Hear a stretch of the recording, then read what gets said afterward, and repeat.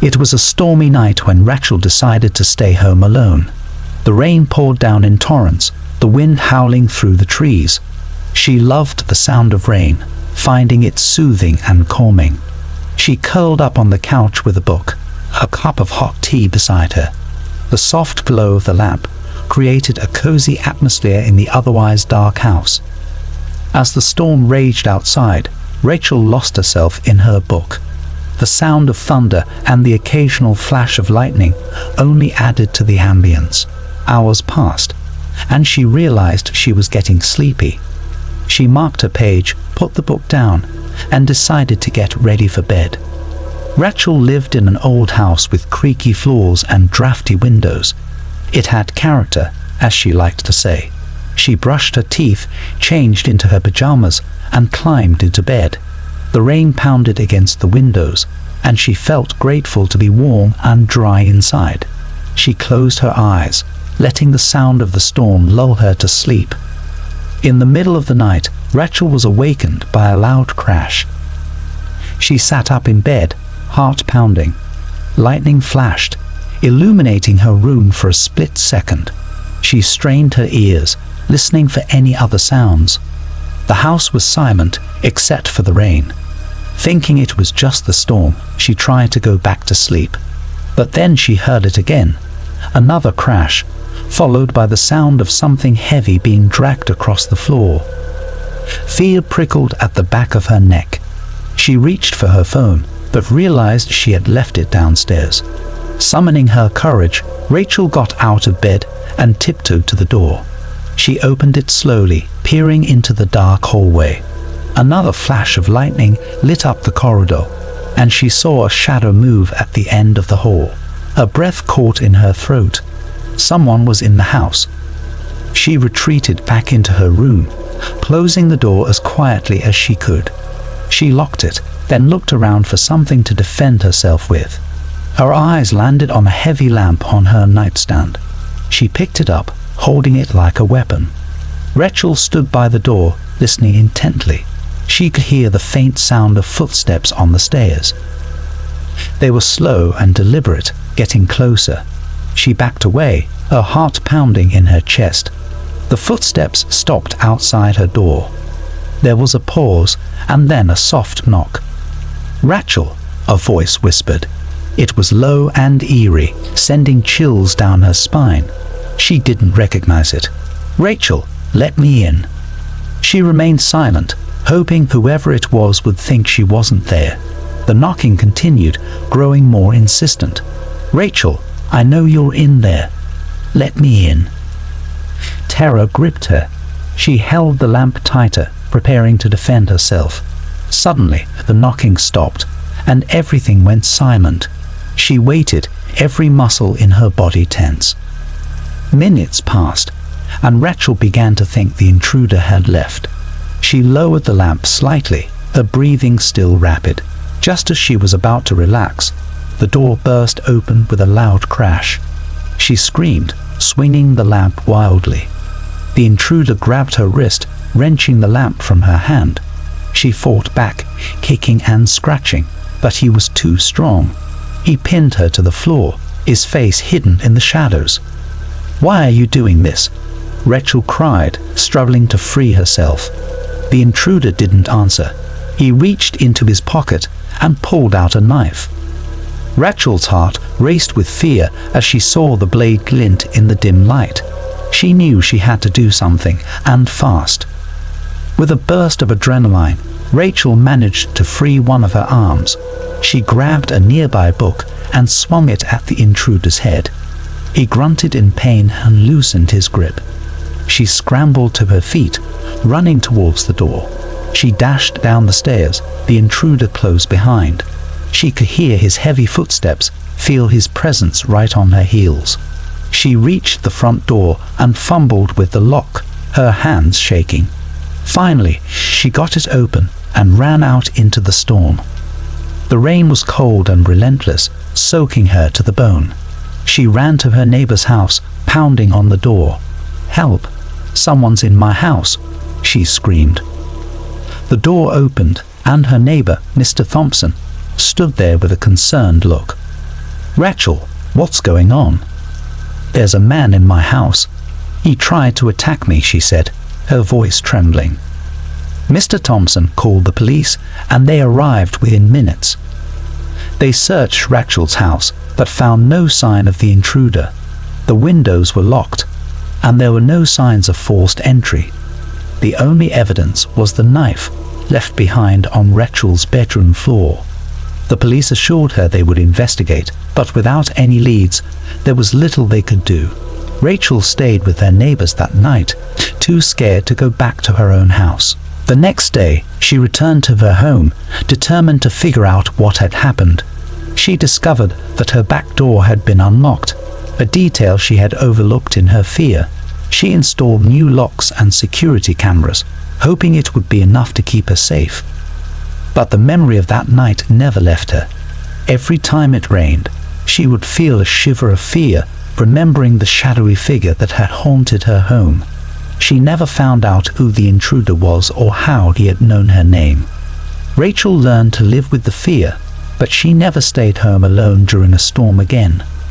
The rain, once a source of comfort, had become a reminder of the night she was almost taken by the shadow in the rain.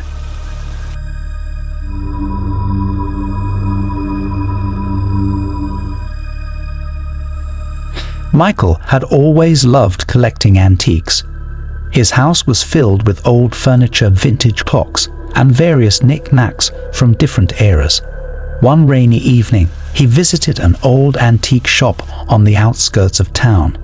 The shop was dimly lit, with a musty smell that hinted at its age. As Michael browsed the shelves, a painting caught his eye. It was a portrait of a young woman, her eyes hauntingly lifelike. The painting was beautifully detailed, with rich colors and intricate brushstrokes. He felt drawn to it, captivated by the woman's gaze. He asked the shopkeeper about the painting. The old man behind the counter hesitated, then said, "That portrait has a dark history. The woman in the painting was said to be a witch. Legend has it that anyone who owns this painting will be cursed." Michael, intrigued by the story, dismissed the warning as mere superstition. He purchased the painting and brought it home, excited to add it to his collection. He hung it in his living room, admiring its beauty. That night, as the rain poured down outside, Michael sat in his living room, reading a book. The portrait seemed to watch him, the woman's eyes following his every move. He found it unsettling, but brushed it off as his imagination. As the hours passed, he began to feel uneasy. The house, usually a haven of comfort, seemed to grow colder and darker. He heard strange noises, creaks and whispers that made the hair on the back of his neck stand up. He tried to ignore it, focusing on his book. But the feeling of being watched grew stronger. He glanced up at the portrait, and for a moment he thought he saw the woman's expression change. Her eyes seemed to gleam with malice, and her lips curled into a sinister smile. Michael shook his head, telling himself it was just a trick of the light. He decided to go to bed, hoping a good night's sleep would dispel his unease. He turned off the lights and climbed the stairs to his bedroom. As he lay in bed, the rain continued to fall, a steady drumming against the windows. He closed his eyes, but sleep eluded him. The house was too quiet, the darkness too oppressive. He tossed and turned, unable to shake the feeling of dread. In the middle of the night, Michael woke to the sound of footsteps. They were slow and deliberate, coming from the hallway outside his room. He held his breath, listening intently. The footsteps stopped outside his door, and he heard a soft knock. "Who's there?" he called out, his voice trembling. There was no answer, only silence. He got out of bed, his heart pounding, and opened the door. The hallway was empty. He checked the entire house, but found no one. The only thing out of place was the portrait. It had fallen off the wall, the frame cracked. Michael picked it up, feeling a chill run through him. The woman's eyes seemed to bore into his soul, filled with a malevolent gleam. He put the painting back on the wall, but the sense of unease remained. The next day, he went to the antique shop to confront the shopkeeper. But when he arrived, he found the shop closed, the windows boarded up. A passerby told him the shop had been abandoned for years. Confused and frightened, Michael returned home, determined to get rid of the painting. He took it down from the wall and placed it in the attic, hoping that would be enough to end the curse. But that night, the footsteps returned. They were louder, more insistent, echoing through the house. The whispers grew more distinct, forming words he couldn't understand. Michael felt a presence in the house, a cold, malevolent force that seemed to be closing in on him. He knew he had to do something drastic. He took the painting out to the backyard and set it on fire, watching as the flames consumed it.